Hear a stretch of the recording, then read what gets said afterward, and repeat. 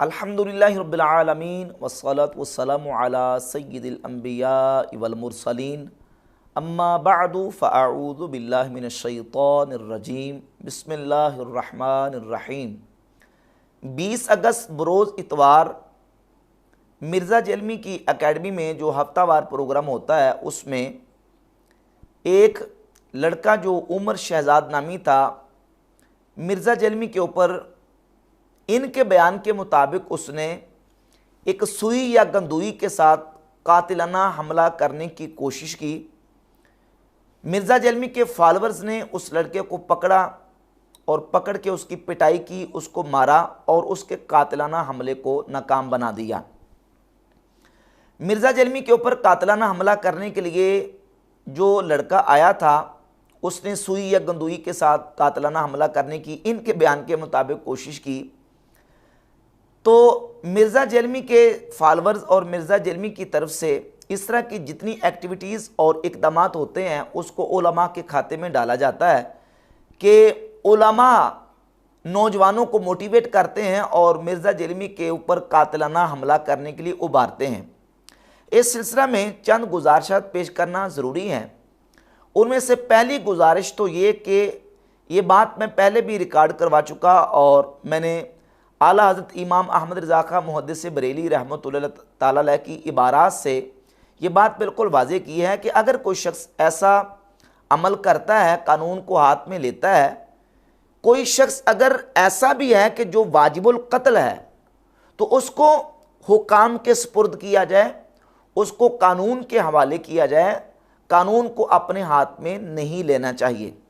इमाम अहमद रज़ा खां मुहद्दिस बरेली रहमतुल्लाह अलैह हुस्सामुल हरमैन के हाशिया में सफ़ा नंबर 103 पे लिखते हैं कि जान लीजिए कि गर्दनें मारना बस हुकाम ही के सुपुर्द है, यानी किसी को कत्ल करना ये हुकाम के सुपुर्द है, ना आम रिआया के। जिस तरह आखिरत में अजाब देना सिर्फ जुल जलाल वल इकराम के हाथ है और लोग जो सलातीनों हुकाम के सिवा हैं उनका फ़र्ज़ फ़कत ज़बान से और बयान से झिड़कना और अहले इस्लाम को शयातीन के मेल जोल से बचाना है और काम हुकाम तक पहुँचाना है। अल्लाह ताला किसी जान को तकलीफ़ नहीं देता मगर उसके बोते बर, यानी अल्लाह रब्बुल इज़्ज़त किसी को उसकी वुसअत के मुताबिक तकलीफ़ देता है। हमारा काम यह है कि अगर कोई शख्स इस तरह की कोई एक्टिविटी करता है तो उसको हुकाम के सुपुर्द कर दिया जाए, उसको जो है वो कानूनी उसके हवाले से चाराजोई की जाए। मैंने ये बयान 12 मरतबा दिया और रिकॉर्ड भी करवाया। अब रह गई बात कि उलमा नौजवानों को तैयार करके भेजते हैं और मोटिवेट करते हैं कि मिर्ज़ा जलमी के ऊपर कातिलाना हमला किया जाए।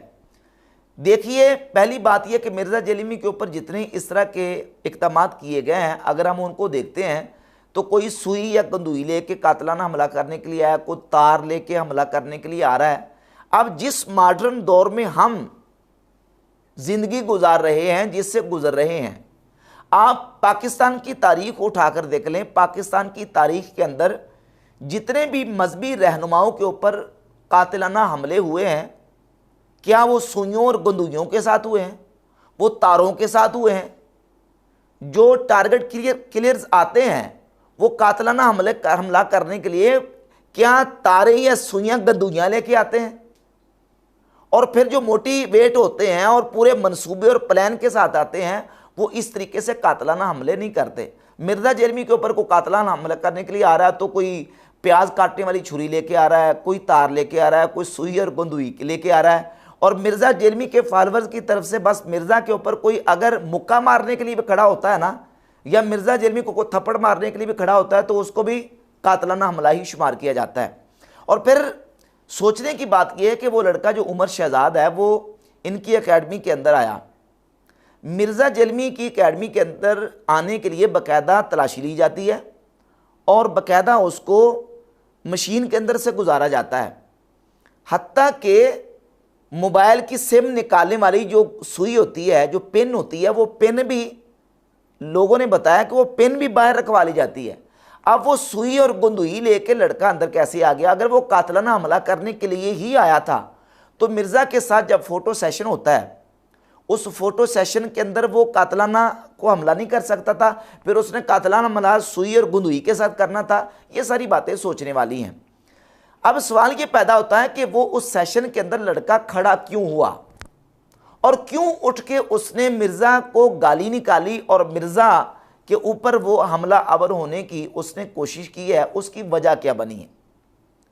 तो मिर्ज़ा जलमी की तरफ से तो उस वीडियो को नहीं दिखाया गया, अलबत्ता वो वीडियो जो है वो मंजर आम पे आ चुकी है और उस पर हम बाद में बात करेंगे। सबसे पहले इस पर बात करेंगे कि मिर्ज़ा जलमी के फॉलोअर्स ने उस लड़के को न सिर्फ पकड़ा बल्कि उसको पकड़ने से पहले उसकी पिटाई की है, उसको मारा है। अब इश्तियाल में आके मिर्ज़ा जलमी के फॉलोअर्स ने एक ने या दो ने या तीन ने, जितनों ने मारा, अगर सारे भी मारते और उसको कहीं ठिकाने पे लग जाती और वो मर जाता तो उस लड़के का कत्ल किसके ज़िम्मे डाला जाता? मिर्ज़ा जलमी के ज़िम्मे डाला जाता। यकीनन मिर्ज़ा उससे बरात का इजहार करेगा कि नहीं, वो तो लोग इश्तियाल में आए थे और इश्तियाल में आके उस लड़के की पिटाई कर दी। तो इसी तरह से अवामी सतह पर जब लोग इश्तियाल में आके कोई इकदाम करते हैं तो अवामी लोगों के इश्तियाल में आके उस इकदाम को उलमा के खाते में नहीं डाला जा सकता। मिर्ज़ा जलमी के फॉलोअर्स ने उस लड़के को मारा है और उसकी बाकायदा वीडियो मौजूद है। अब हम आते हैं कि उस लड़के को इश्तियाल क्यों आया।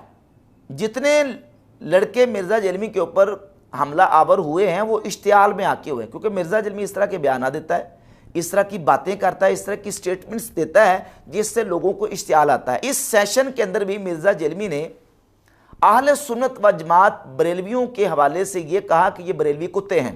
कुत्ता नबी की चरपाई के नीचे चला गया था तो जिब्रील नहीं आया। नबी ने कुत्ता पाला तो नहीं हुआ था, वो इसी तरीके से अंदर चला गया एक बरेलवी। अब वो लड़का सामने बैठा हुआ था, उसको इश्तियाल आया और उसने उठ के कोई हरकत करने की कोशिश की, जो भी की, इन्होंने तो उसको कातलाना हमले का नाम दे दिया। बाहर वो लड़का उठा, क्यों उठा, किस वजह से उठा, उसको इश्तियाल क्यों आया? क्योंकि मिर्ज़ा जलमी ने अहले सुन्नत व जमात बरेलवियों को कुत्ते कहा।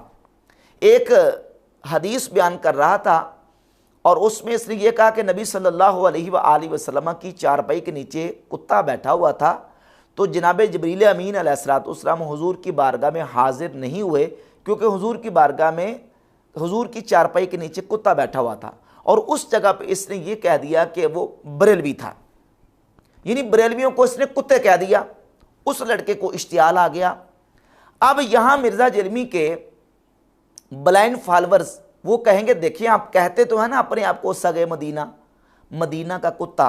तो इसके जवाब में गुजारिश ये है कि जो लफ्ज़ जिस मौका महल पे बोला जाता है उसको उसके मौका महल से हटाकर आप किसी और जगह पे इस्तेमाल करेंगे तो उसकी हैसियत बदल जाएगी। देखिए अहादीस के अंदर मौजूद है, अल-मुजमुल कबीर तबरानी के अंदर, अल-मुसन्नफ लिब्न अबी शैबा के अंदर और फ़दाइलुस सहाबा में इमाम अहमद इब्न हंबल रिवायत नंबर 46 लेके है, 46 नंबर रिवायत है और मजमू ज़वाइद के अंदर रिवायत मौजूद है। सैयदना अब्दुल्लाह इब्न मसऊद रज़ियल्लाहु ताला अन्हु फरमाते हैं, लौ अअलमु अन्न कल्बन युहिब्बु उमरा लअहबब्तुहु।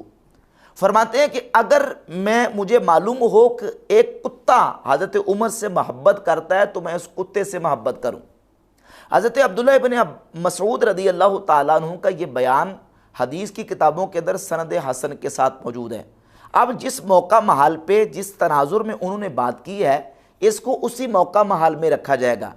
अब इसी हदीस को लेके अगर कोई राफजी को सहाबा का दुश्मन ये कहे कि देखिए सहाबा तो कुत्तों से मोहब्बत करते थे, नऊज़ बिल्लाह ताला, हज़रत अब्दुल्लाह बिन मसूद जो है वो तो कुत्तों से मोहब्बत करने वाले थे, तो अब ये मौका महल से हटाकर बात की जा रही है। इस अंदाज से अगर कोई बात करेगा तो उसकी हैसियत बदल जाएगी। जिस हैसियत से हज़रत सैयदना अब्दुल्लाह इब्न मसूद रज़ियल्लाहु ताला ने बात की है वो सैयदना उमर के साथ मोहब्बत की बुनियाद पे उस हैसियत से बात की है। और फिर अरबी के अंदर, उर्दू के अंदर तशबीहात, इस्तिआरात और हकीकत व मजाज का इस्तेमाल होता है। एक लफ्ज़ को अगर मजाजन इस्तेमाल किया जाए तो उसका माना और होता है, और हकीकत में इस्तेमाल किया जाए तो वो किसी और माना में इस्तेमाल होता है। इसके लिए बुनियादी तौर पर यह समझ लें कि तशबीह क्या होती है, हकीकत व मजाज क्या होता है। लफ्ज़ अगर अपने माना मौजू लहू में इस्तेमाल हो तो वो हकीकत होता है, और अगर अपने माना मौजू लहू में इस्तेमाल ना हो बल्कि माना मौजू लहू के गैर में इस्तेमाल हो तो वो मजाज होता है। और इल्हाक़ु अमरिन फ़ी वस्फ़िन बिअदातिन लिग़र्दिन, अगर किसी गर्ज के लिए किसी ख़ास वस्फ़ के अंदर, किसी ख़ास वस्फ़ के अंदर एक चीज़ को दूसरी चीज़ के साथ, एक अमर को किसी दूसरे अमर के साथ मिलाया जाए अदाते तशबीह को इस्तेमाल करके, तो उसको तशबीह कहते हैं। जैसे कहा जाता है अरबी के अंदर ज़ैदुन कल असदी, ज़ैद शेर की तरह है, ज़ैद शेर की तरह है। तो अब ज़ैद को शेर की तरह कहा जा रहा है एक वस्फ के अंदर, और वो वस्फ है शुजाअत और बहादुरी। ज़ैद को शेर की तरह इसलिए नहीं कहा जा रहा कि ज़ैद शेर की तरह 4 टांगों वाला है, या ज़ैद शेर की तरह चीरने फाड़ने वाला दरिंदा है, नहीं, बल्कि ज़ैद को शेर की तरह कहा जा रहा है उसके वस्फ़ शुजाअत और बहादुरी की वजह से। तो ज़ैद को शेर के साथ तशबीह इसलिए दी गई। अब अगर इस्तियारतन या मजाजन कोई अपने आप को यह कहता कि मैं सगे मदीना हूँ, मदीना का कुत्ता हूँ, तो ये अपने हकीकी माना में इस्तेमाल नहीं हो रहा, बल्कि ये मजाजी माना में या इस्तियारतन इस्तेमाल हो रहा है। जैसे कहा जाता है कि ज़ैद तो शेर है, ज़ैदुन असदुन, ज़ैद तो शेर है। अब ज़ैद शेर है का माना यह नहीं कि ज़ैद 4 टांगों वाला दरिंदा है या चीरने फाड़ने वाला दरिंदा है, ये माना नहीं है, बल्कि ज़ैद असद है, ये इस्तियारतन इस्तेमाल किया जाता है। माना यह है कि ज़ैद बड़ा बहादुर है, ज़ैद बड़ा शुजा है। तो जब ये लफ्ज़ इस्तेमाल किया जाता है कि सगे मदीना, मदीना का कुत्ता, तो उससे मुराद ये नहीं होता कि मदीना के अंदर जो कुत्ते चल फिर रहे हैं वो मुराद है। मिर्ज़ा जेलमी ने इस अंदाज से ये लफ्ज़ जो बोला है तो उससे उस लड़के को इश्तियाल आया, और इश्तियाल में आके उसने इस तरह का मामला किया है। मिर्ज़ा जेलमी ख़ुद इश्तियाल दिलाने वाली बातें करता है जिसकी बुनियाद पे लोगों को इश्तियाल आता है, और इस तरह के इक़दामात होते हैं, उलमा लोगों को मोटिवेट नहीं करते।